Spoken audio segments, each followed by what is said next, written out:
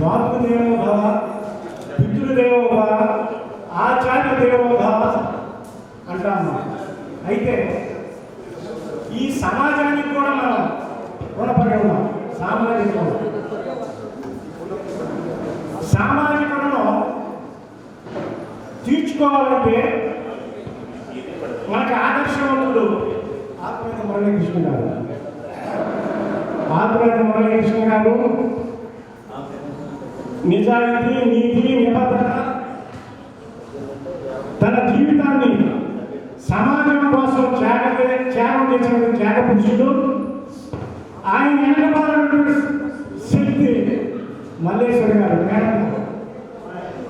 Madam గారిని ఇబ్బంది పెట్టాడు. ఏమిటంటే ఆయన ముట్టుసూడి తత్వం, ఆయన అనుకున్నది జరగాల. ఆయన ఉద్యమాల్లో కూడా ఎవరిని కలెక్టర్ కానీ ఎస్పీని కానీ ఇక వాడు దేవుళ్ళని కానీ లెక్క చేసేవాడు, క్వశ్చన్ చేసేవాడు, నిలబెట్టేవాడు. ప్రాణాలను తెగించి సైతం జీవన పోరాటం సాగించాడు.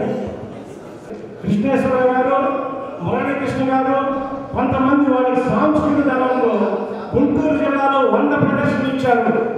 నేనా కాబట్టి చేరపాలి టైటిల్ పెట్టి ఆ నేల మీద నిరసనగా వాళ్ళ ప్రదర్శనలు ఇచ్చారు. మొత్తం సమాజం ఆలోచించింది. అదేవిధంగా అనేకమైనటువంటి న్యాయం కోసం పోరాటం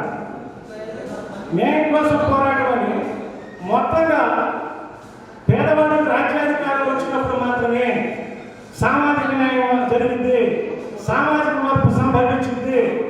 అంబేద్కర్, మహాత్మా జ్యోతిరావు ఫూలే, పెరియార్ ఈడ యొక్క అడుగుజాడలు నడిచినప్పుడు మాత్రమే, ఈడ సిద్ధాంతాలని ఫిలాసఫీని అధ్యయనం చేసినప్పుడు మాత్రమే ఈ దేశం వారసులు మనం, ఈ దేశ వారసులు ఈ దేశం రాజ్యాధికారం కైవసం చేసుకుని మరి ఈ యొక్క దేశానికి నేతలు వేసే అర్హత ఒక బీసీ, ఎస్సీ, ఎస్టీ, ముస్లిం మైనార్టీలకు మాత్రమే ఉంది.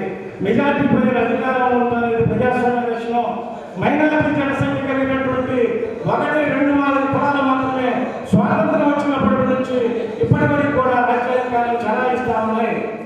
ఇది అభిప్రాయస్వామ్యము.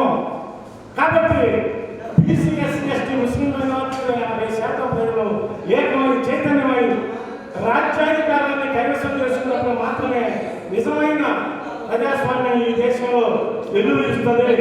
అప్పుడు మాత్రమే పేదవాడికి రావాల్సినవి వస్తాయి అని చెప్పి వెలుగెత్తి చాటి